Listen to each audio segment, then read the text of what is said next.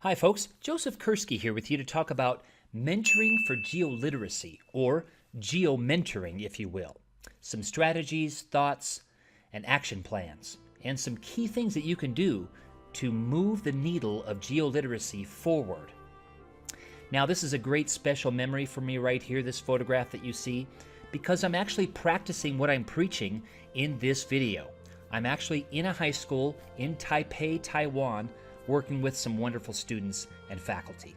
Great memory right there. Now, if you do need to get a hold of me for any reason, as you move forward in this is my contact information.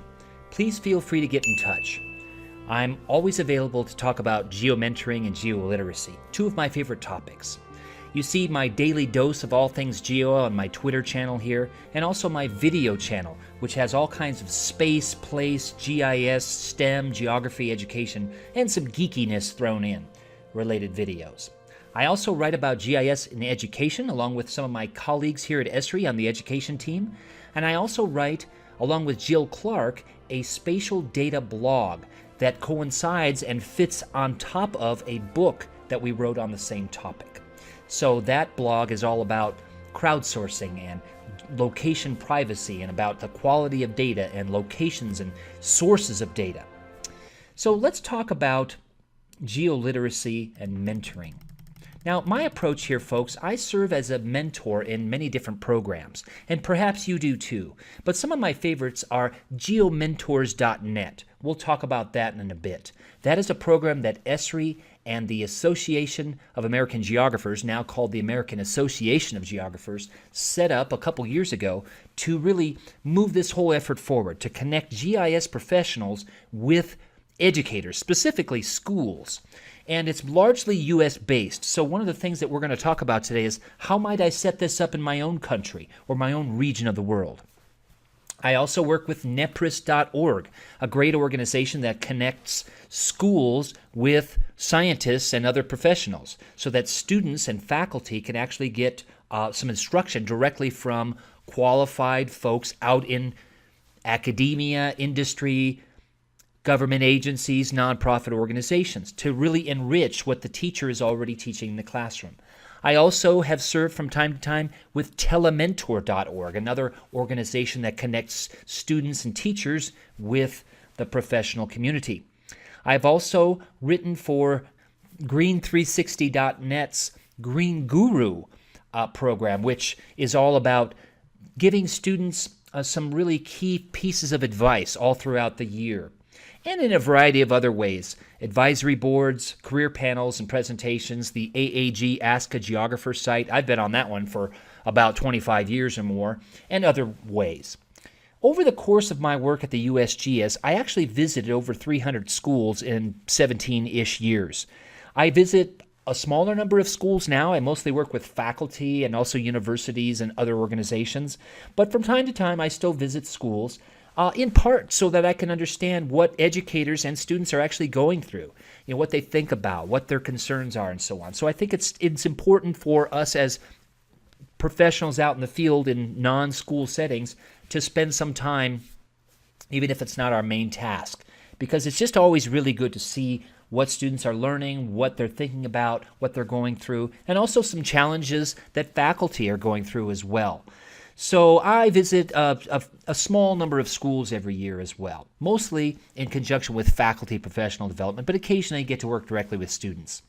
Now, my work has focused on bridging levels of education, including higher education, informal education, libraries, museums, 4-H, Girl Scouts, Boy Scouts, etc., and primary and secondary, or K-12 education, as it's called in the United States, and also bridging disciplines. I'm very passionate about getting geotechnology and spatial thinking into STEM, mathematics, science, engineering, history, biology, earth science, language arts, business, computer science, and other disciplines internationally.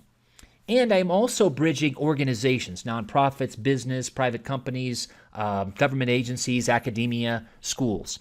So my main task is really to promote, support, sustain, move forward geospatial technology and spatial literacy in education and in society. And I can't do this alone. I've got a good team of people here at Esri and also partnerships with organizations such as State Geographic Alliances, science teacher associations, university consortia, private industry, government agencies, and others. So it's a big effort, but it's a noble one, and I'm glad to be working with you all here today.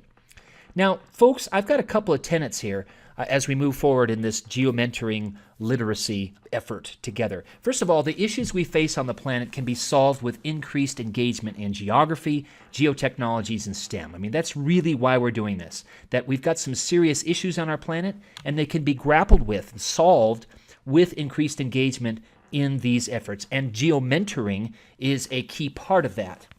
I also believe that 5 converging forces make this really the ideal time to engage students in geomentoring. I'll talk about those 5 forces in a moment.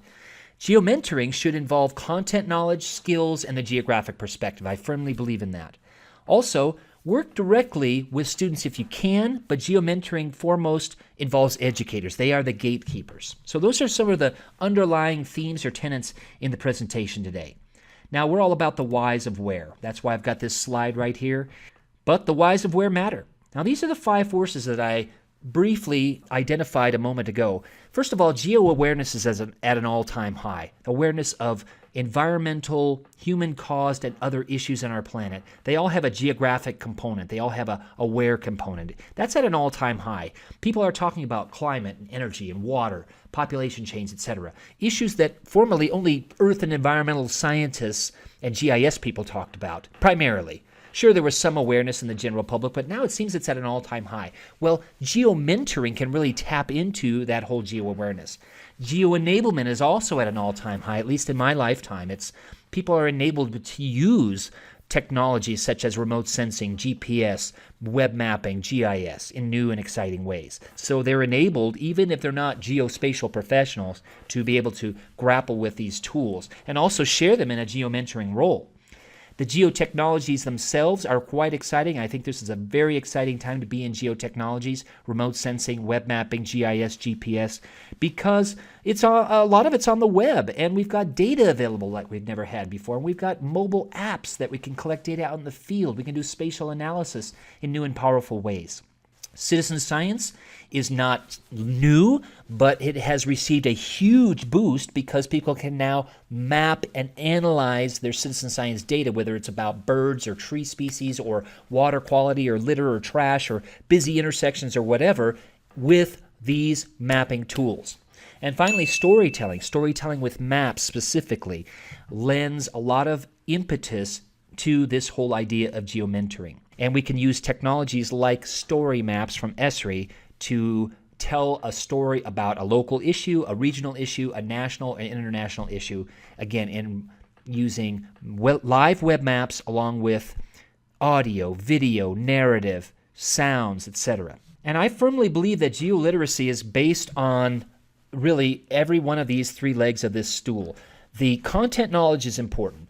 What is a biome? What's an ecoregion? How do ocean systems work?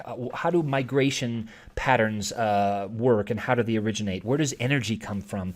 What about watersheds versus streams? How do streams respond to weather events? So what's the relationship of weather and climate? Demographic trends.